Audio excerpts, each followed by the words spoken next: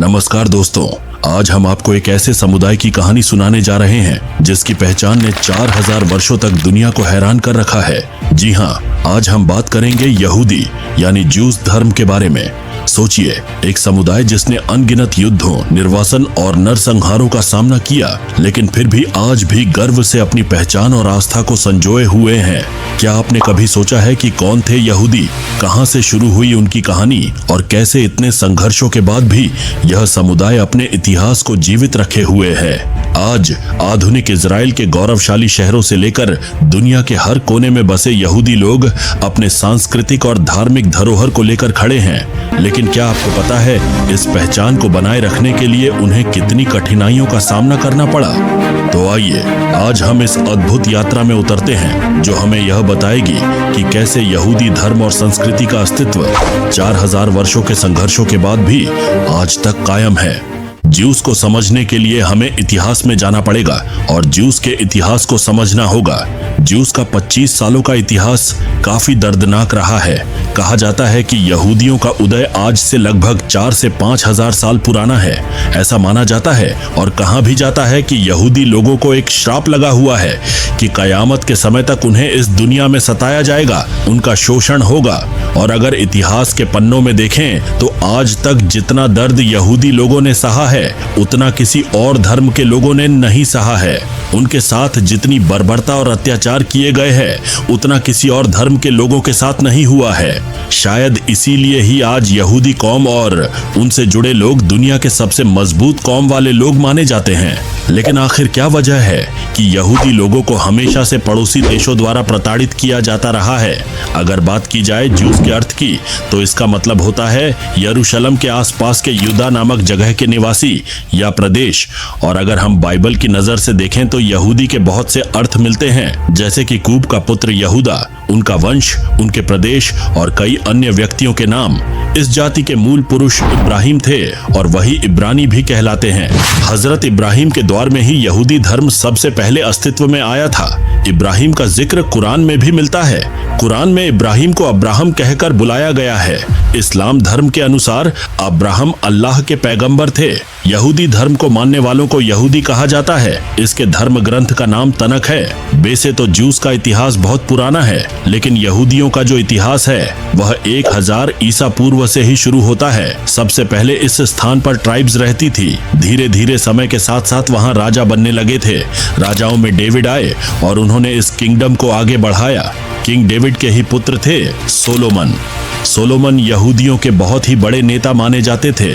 जब king Solomon ने अपना पहला मंदिर का निर्माण कराया, जो कि यरूशलेम में स्थित है और जो बाद में जीवन के लिए, वर्शिप के लिए एक सेंट्रल प्लेस के रूप में बन गया। इसके बाद ही यरूशलेम यहूदियों के लिए एक पवित्र स्थान बन गया। न सिर्फ यहूदियों के लिए, बल्कि इस्लाम और ईसाई धर्म के मानने वाले लोगों के बीच भी इस जगह का विशेष महत्व है। इस्लाम धर्म को मानने वाले लोगों का मानना है कि इसी स्थान से उनके अंतिम पैगंबर हजरत पैगंबर मोहम्मद जन्नत में गए थे। वहीं ईसाइयों का मानना है कि ईसा मसीह को इसी स्थान से सूली पर चढ़ाया गया था। पैगंबर मोहम्मद को लेकर ईसाइयों और यहूदियों में विवाद है। इस्लामिक लोगों का मानना है कि पैगंबर मोहम्मद ही उनके आखिरी नबी यानी मैसेंजर ऑफ गॉड थे। दूसरी तरफ यहूदी मोहम्मद पैगंबर को मानते तो हैं, लेकिन उनका यह मानना भी है कि मोहम्मद आखिरी पैगंबर नहीं थे। उनके अनुसार अंतिम मसीह का जन्म अभी तक हुआ ही नहीं है। जैसा कि हमने आपको स्टोरी की शुरुआत में ही बताया था कि यहूदी लोगों को श्राप लगा है कि उनको कायनात के अंत तक सताया जाएगा। ऐसा इसलिए हुआ था क्योंकि यहूदी धर्म के लोगों ने यीशु को अपना मसीहा मानने के लिए मना कर दिया था। और साथ ही यह भी कहा जाता है कि यीशु के सूली पर लटकाने में भी इन लोगों ने साथ दिया था। इसके बाद ही दुनिया भर में लोगों के बीच एक यह भी वहम फैला कि दुनिया की सबसे चालाक कौम यहूदी है और यह किसी को भी धोखा दे सकते हैं। यही वजह है कि ईसाई धर्म के लोग यहूदी को गुनहगार मानते हैं और दुश्मन की नजर से देखते हैं। दूसरी नजर से देखा जाए तो हमें समझ में आएगा कि यहूदियों ने इस्लाम और ईसाई दोनों ही धर्म को मानने के लिए इनकार कर दिया था और उनको श्राप लगने के पीछे ही यही वजह थी। लेकिन अगर हम इतिहास के पन्नों में गहराई से देखें तो हमें पता चलेगा कि यह बात एकदम सच है। चलिए अब कुछ उदाहरण देकर आपको यह बात समझाने की कोशिश करते हैं। सबसे पहले 931 बीसी में यहूदी लोगों के बीच विभाजन हुआ और वह दो भागों में बंट गए। एक था इज़राइल और दूसरा था यूदा। इसके बाद यरूशलेम में बने पवित्र स्थान में बेबीलोनिया ने बने पवित्र मंदिर को तुड़वा दिया था। इसके बाद पुनः एक बार मंदिर का निर्माण कराया गया और यहूदी उस गम से बाहर आए ही थे कि फिर से आक्रमण हुए और उनको कभी भी एक स्थान पर चैन से रहने नहीं दिया गया। किसी भी जगह पर रहने से यहूदियों को अपनी पहचान छिपाने पर सजा दी जाने लगी और पहचान बताने पर भेदभाव होने लगा। उन्हें सेना में भर्ती किया तो जाता था, लेकिन उनकी वर्दी में एक स्टाल लगाकर उनको जलील किया जाता था और उनकी अलग पहचान बनाई जाने लगी। 18वीं शताब्दी के दौरान यहूदियों ने पोलैंड में शरण ली और यहाँ उनको लगा कि लंबे समय तक सेफ रह सकेंगे, लेकिन कुछ ही समय बाद पोलैंड में बंटवारा हुआ और उनको यह देश भी छोड़कर जाना पड़ा। मध्यकाल में यह यूरोप के कई क्षेत्रों में रहने लगे, जहां से उन्हें 19वीं सदी में निर्वासन झेलना पड़ा और धीरे धीरे विस्थापित होकर वे आज मुख्यतः इज़राइल तथा अमेरिका में रहने लगे। जैसे ही पहला विश्व युद्ध खत्म हुआ, यहूदियों को रहने के लिए इज़राइल देश दिया गया, लेकिन इज़राइल देश और फिलिस्तीन को लेकर आज भी विवाद चल रहा है। इज़राइल देश और यहूदी लोग आज भी यरूशलेम को अपनी राजधानी मानते हैं, लेकिन अन्य देश इस बात का बिल्कुल भी समर्थन नहीं करते हैं और वे इज़राइल और यहूदियों की आधिकारिक राजधानी तेल अवीव को ही मानते हैं।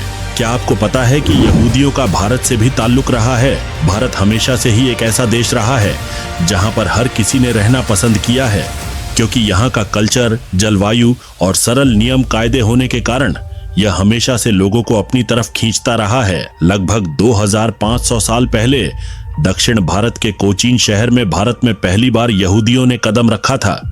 उस समय उनकी संख्या लगभग 70,000 तक पहुंच गई थी, लेकिन वर्तमान में देखा जाए तो उनकी संख्या न के बराबर बची हुई है। जो भी बचे हुए यहूदी लोग हैं वह भारत में मुंबई शहर में रहते हैं। वैसे तो यहूदियों पर अत्याचार की एक लंबी लिस्ट है, जिनमें से हिटलर के द्वारा जो किया गया वह भूलने लायक नहीं है। हिटलर के द्वारा लगभग 60 लाख से भी ज्यादा यहूदियों को जान से मार दिया गया था, क्योंकि उसे लगता था कि यहूदियों के कारण ही पहले विश्व युद्ध में जर्मनी की हार हुई है। इस घटना को आज सभी ज्यूज होलोकॉस्ट के नाम से जानते हैं। यह घटना इतनी डरावनी है कि सुनकर ही रोंगटे खड़े हो जाते हैं। हिटलर ने जगह जगह गैस चैम्बर बनाए हुए थे और वहां पर सभी यहूदियों को पकड़कर लाया जाता था और उस गैस चैम्बर में डाल दिया जाता था और उसके बाद जहरीली गैस छोड़ दी जाती थी। यहूदी लोग हमेशा से अपने धर्म को लेकर बहुत ही अधिक संवेदनशील रहे हैं। वह अपने धर्म के लिए मर सकते हैं, लेकिन उसके खिलाफ नहीं जा सकते हैं। यहूदियों की संख्या दुनिया भर में 1 करोड़ 4 लाख के आसपास है। दुनिया की आबादी में उनकी हिस्सेदारी सिर्फ 0.2% है, लेकिन इसके बाद भी वह पूरी दुनिया में सबसे ताकतवर हैं और आज किसी से भी लड़ने की हिम्मत रखते हैं। विज्ञान का क्षेत्र हो या एजुकेशन का या इकोनॉमिक्स का, यहूदी लोग हर मामले में औरों से बेहतर साबित होते हैं।